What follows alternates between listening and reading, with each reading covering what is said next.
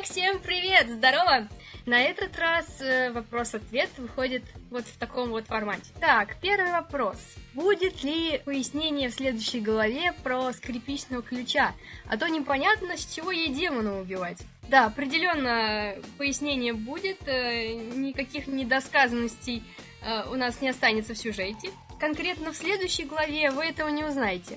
Однако вам откроется еще кое-что интересненькое на тему взаимоотношения ангелов и демонов. Даже более того, я вам немножечко намекну, что у Квадрата до скрепки уже были отношения с ангелом. Ну что, заинтригованы? Как же так получилось? Вы прочтете конкретно в 12-м эпизоде. Следующий вопрос. Квадрат выпал скрепки случайно или намеренно выбрали сына мастера? Ну, ребята, это тоже довольно спойлерный вопрос. Но я чуть-чуть приоткрою завесу тайны и скажу, что так как отец Квадрата, мастер, очень влиятельная фигура в аду, то Квадра, конечно, знают и в аду, и в раю. Короче, он очень известный, то есть такой прям как... Так что вот вам маленький намек. Кстати, он богатый и холостой, девушки. Хе-хей. Следующий вопрос. Как скрепка познакомилась с Квадром? Расскажи мне его лекцию, мне интересно. На самом деле у них довольно интересная история знакомства с такими перевертышами, с интригами и скандалами и расследованиями, условно говоря. Первый день их знакомства — это самый первый сюжет, который мне пришел в голову про Квадрата и скрепку еще там года 3 назад. Познакомились они в день Святого Валентина. А забавно это знакомство как раз тем, что Квадрата предстает совсем другим. Как говорится, до любви он вообще не узнаваем, так что я думаю, вы зацените. Но поскольку это очень спойлерно, переходим к следующему вопросу, да? А скажите, пожалуйста, а будут ли в комиксе еще ангелы? Ну, тут я могу вам точно ответить, что да, определенно они будут. Следующий вопрос. Меня очень интересует такой вопрос. Если Квадр живет под землей, а скрепка на небесах, то как он зовет ее погулять вообще? Отвечу так. В моей истории не затрагивается, тема смартфонов, интернета и так далее. Ну, вернее, это затрагивается, но не в взаимоотношениях с Квадром и скрепкой. В их отношениях этого не наблюдается. Существует такая рекомендация для режиссеров и для сценаристов, что если вы хотите показать историю более насыщенной, то откажитесь от гаджетов. Пусть все, что происходит там с героями в интернете, происходит в реале. Можно понять логику, да? Поэтому, мы еще давно с редактором отказались от этой идеи. Тогда как они договариваются? Как в старые добрые времена, как говорится. Договорились, встретились. Расстались, договорились встретиться завтра, встретились завтра. Или на выходных. В общем, по договоренности. Но опять же, у скрепки крылья, да?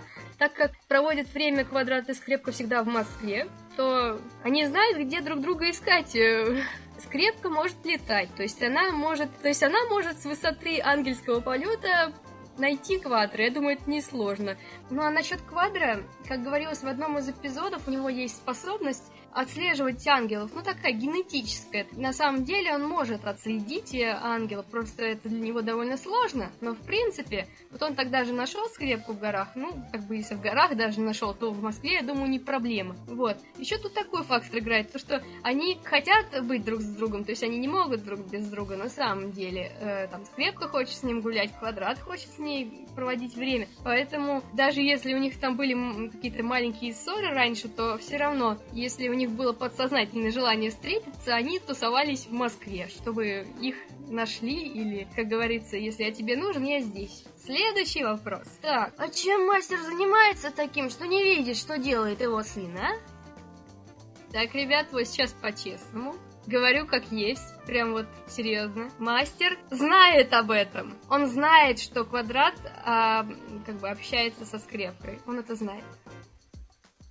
А вот почему такая ситуация, вы узнаете уже из продолжения. Дальше очень такой остроумный вопрос, я бы сказала. Откуда взяты имена ангела и демона из легенды? И действительно, Зеймон, Глендауэр звучит довольно интересно, не правда ли? Имя Зеймон по своему происхождению обозначает богатый жизненный опыт, реалистическое мышление и искренность. Ну а имя Глендауэр имеет вот такое значение.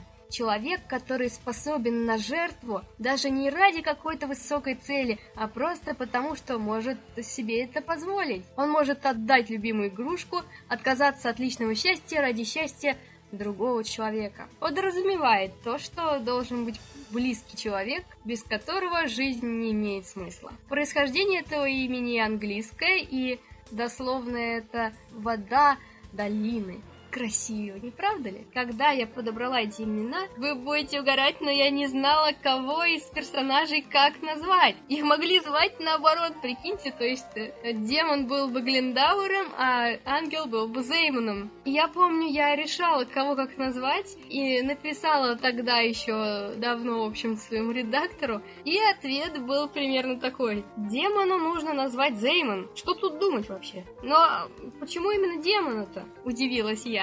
Ну, потому что Зеймон — демон. Что непонятного? Вы знаете, тогда до меня как-то не дошло, но сейчас я понимаю, что действительно иначе и быть не могло. Следующий божественный вопрос. За что? Когда я увидела этот коммент, я спросила: в смысле? А мне ответили: просто за что? Согласна, комикс вышел довольно драматическим. Может быть, какие-то моменты покажутся вам шокирующими, но будьте уверены, несмотря на шокирующие эмоции, которые вы получите от прочтения, вы все же увидите, каким счастьем может обернуться нереально страшное событие или какое-то очень сильное потрясение. Вопрос, который актуален для всех, звучит так: какие программы ты используешь, чтобы анимировать свои персонажи? А если у тебя есть волшебный порошок, то еще и им поделись, да. Хорошо, тут нет никаких секретов. Я использую программы After Effects, как у нас принято называть, Flash, Photoshop и всеми любимый онлайн-редактор Multator. Это те программы, в которых я анимирую наиболее часто. Ну и мега главный вопрос, которым меня завалили просто со всех сторон, ребят, спасибо. Когда, наконец, будет продукция с персонажами? Наконец! Я хочу что-нибудь купить уже! Когда будет продукция с персонажами? Да, сложноватый вопрос, ребят, правда. Я вам скажу честно, для меня это неожиданный вопрос. Знаете, я очень хочу разрулить этот вопрос, все урегулировать, узнать, как это делается, и я вам обещаю, что постепенно товары с персонажами будут. Обязательно будут, и вы сможете их приобрести. Опять же, я говорю, что я делаю это даже, не для денег, понятное дело, просто вы просите, действительно. Я не вижу смысла вам отказывать, и буду, конечно, над этим работать. Спасибо большое, что вы мне лишний раз намекнули вот на эту идею. Итак, ребят, я ответила на все основные вопросы, которые у вас возникают на данный момент. Читайте продолжение, которое выйдет 3 июля. Я вас уверяю, вы просто упадете. Я от всей души благодарю еще раз мою команду, людей, которые со мной работают и помогали когда-либо мне с комиксом. Спасибо за ваши отзывы, за ваши комментарии, за то, что вы делитесь своим мнением в процессе прочтения. Это правда очень ценно, потому что я хочу, чтобы история вам нравилась. Я думаю, что моей команде тоже приятно читать эти отзывы. Спасибо большое за вашу активность и за ваше внимание к моему творчеству. Всем удачи! Пока!